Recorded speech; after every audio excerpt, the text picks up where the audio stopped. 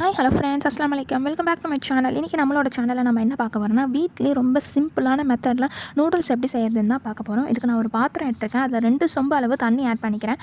Add பண்ணிட்டு தேவையான அளவு உப்பு ஆட் பண்ணிக்கிறேன். அப்புறம் நம்ம வாங்கி வச்சுருக்க நூடுல்ஸ் வந்து அது பாயில் ஆகட்டும். நெக்ஸ்ட்டு நான் இன்னொரு ஸ்டவ்வில் ஒரு பேன் வச்சுக்கிறேன். 3 டேபிள் ஸ்பூன் அளவுக்கு நான் எண்ணெய் ஊற்றிக்கிறேன்.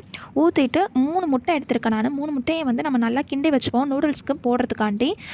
எப்படி வந்து நம்ம குக் பண்ணணுனாக்கா, எக்கை எடுத்த உடனே ஊற்றிட்டு நம்ம கிண்டக்கூடாது. கொஞ்சம் நேரம் கழிச்சா கிண்டினா தான் வந்து நம்ம பெரிய பெரிய பீஸாக நமக்கு கிடைக்கும். அதில் நான் கொஞ்சமாக வந்து மிளகுத்தூள் ஆட் பண்ணிவிட்டு நல்லா நான் கிண்டி எடுத்துக்கிறேன். எடுத்துகிட்டு நான் தனியாக அதை ஒரு பவுலில் வச்சுக்கிறேன். திரும்ப அதே பேனில் நான் ஆயில் 2 டேபிள் ஸ்பூன் ஊற்றி 3 ஆனியன் ஆட் பண்ணிக்கிறேன். ஒரு கேரட் ஆட் பண்ணிக்கிறேன். நல்லா கிண்டி விடுங்க. எல்லாம் மிக்ஸ் ஆகிற வரைக்கும், குக் ஆகிற வரைக்கும் வெயிட் பண்ணுவோம். அப்புறம் நான் ஆஃப் கேப்சிகம் எடுத்திருக்கேன். கேப்சிகம் வந்து உடம்புக்கு ரொம்ப நல்லது.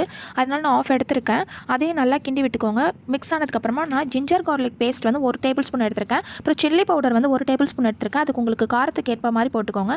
அப்புறமா கரம் மசாலா தூள் வந்து நான் 1 ஸ்பூன் எடுத்திருக்கேன். இது எல்லாத்தையுமே நல்லா நான் வந்து மிக்ஸ் பண்ணி விட்டுக்கிறேன் மசாலா கூடயே. அப்புறம் 2 டொமேட்டோ வந்து நான் அரைச்சி வச்சுருக்கேன். அதையும் நான் இதில் ஆட் பண்ணிக்கிறேன். அப்புறம் தேவையான அளவு நான் உப்பு ஆட் பண்ணிக்கிறேன். இதை நல்லா மிக்ஸ் பண்ணி விட்டுட்டு வெந்திருக்க நூடுல்ஸ் எடுத்து நான் இதில் போட்டு ஃபுல்லாக மிக்ஸ் பண்ணிக்கிறேன். வேக வைக்கும்போது நூடுல்ஸில் கொஞ்சமாக ஆயில் ஆட் பண்ணிக்கிட்டிங்கன்னா நூடுல்ஸ் வந்து ஒன்று மேலே ஒன்று ஒட்டாது, நல்லாயிருக்கும். அப்புறம் நான் சோயா சாஸ் கொஞ்சமாக ஆட் பண்ணிக்கிறேன். தேவையான அளவு டொமேட்டோ சாஸும் ஆட் பண்ணிக்கிட்டு இதை ஃபுல்லாக நான் மிக்ஸ் பண்ணிவிட்டு லாஸ்ட்டாக வச்சுருக்கேன் அந்த எக்கையும் நான் மேலே வந்து தூவி விட்டு மிக்ஸ் பண்ணிடுறேன். அவ்வளோதான், நூடுல்ஸ் ரெடி ஆகிடுச்சு.